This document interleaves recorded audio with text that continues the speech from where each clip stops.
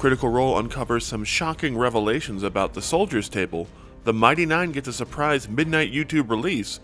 and Drakkenheim's Daggerheart debut hits Kickstarter with a splash. My head is reeling. You're not gonna believe this. Before we dive into more shocking Critical Role revelations and the early arrival of the Mighty Nein, why not take a second to hit those like and subscribe buttons to help us keep these videos coming?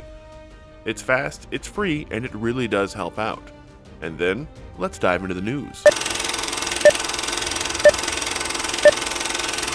Critical Role has dropped even more stunning revelations around their Soldier's Table, with Wicander having even more secrets behind his origins and his powers than we ever expected, even with a QR code on Sam's mug showing us the latest way he's screwing with Brennan, by creating his own American Girl doll shoes website to compete with Brennan's now legendary side hustle. However, in-game, things got much more tense as we discovered that Tyranny has some kind of compulsion to act out her name, the need to take away the most precious and valuable things from people,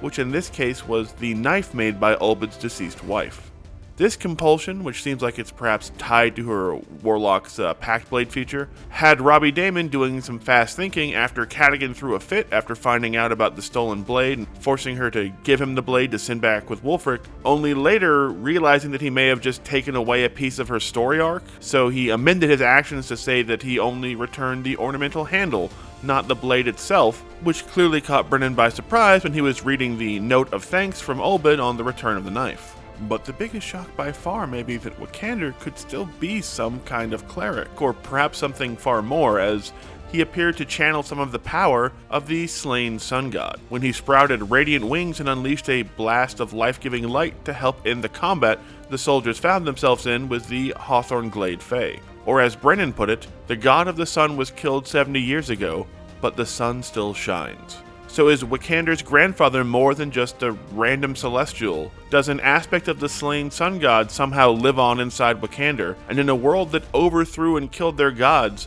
what does that mean for Wicander's future?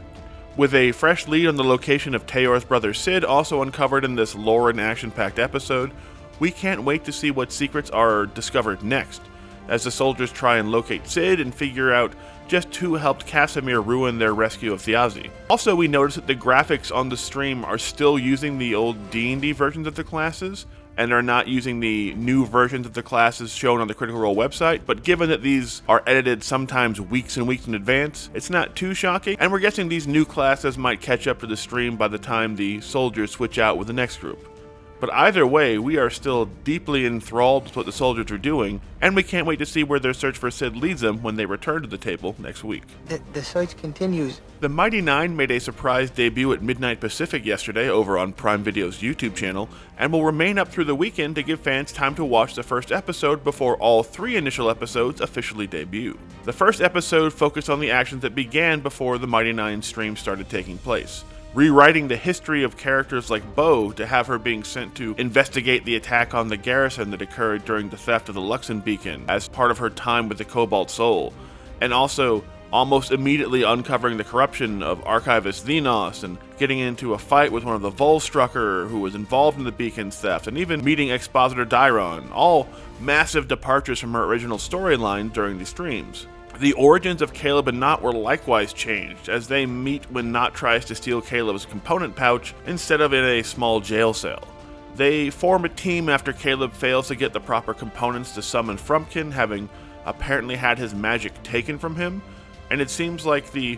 perfect place, at least according to the flyer he's holding, to get the components he needs to summon Frumpkin, and maybe get his magic back, is of course the circus show where the Devil Toad incident will soon take place. We even get a glimpse of Yasha, who is slaughtering Kryn Dynasty soldiers while hunting for the location of the beacon, which is completely different from the actual play where she was busy killing her former tribe members under the control of the Cambion Oban before breaking free and being rescued by Molly, and had no idea what the Luxon beacon even was at this point. All these changes, which the cast had been warning us about for months, do serve a purpose of giving these characters more motivation for their initial adventure, instead of the kind of haphazard meeting that occurred in the actual play. This version of the Mighty Nein appeared to be showing up with far more purpose and individual motivation, and as a far more defined version of their characters than what we saw in the actual play, and based on what we've seen in this first episode, the changes will make for an even better story this time around. And that said, we can't wait to see the next 2 episodes when all 3 release on November 19th. Can't wait! And finally, the Dungeon Dude's new Daggerheart-based Dungeons of Drakkenheim setting has gone live on Kickstarter and become an immediate success, funding in just 13 minutes and now sitting at around $300,000 raised. The Drakkenheim setting has been a huge success for D&D, and now that it's being adapted for Daggerheart as well, it appears to be keeping that momentum going, with 2 whole weeks left in the campaign. It's also a great sign that despite choosing Dungeons & Dragons over Daggerheart for Campaign 4, interest in Critical Role's new TTRPG remains high, and having great existing content like Drakkenheim ported over to the system can only help Daggerheart maintain that traction. So if you are looking for an award-winning campaign set in a strange, cosmic horror-tinged city featuring new adversaries and nearly 30 new domain cards for Daggerheart, hit up Kickstarter and pledge your copy of the Daggerheart Dungeons of Drakkenheim today. And that's all we have this week on Fantasy News Friday. Let us know what your favorite story was down in the comments, and don't forget to hit those like and subscribe buttons.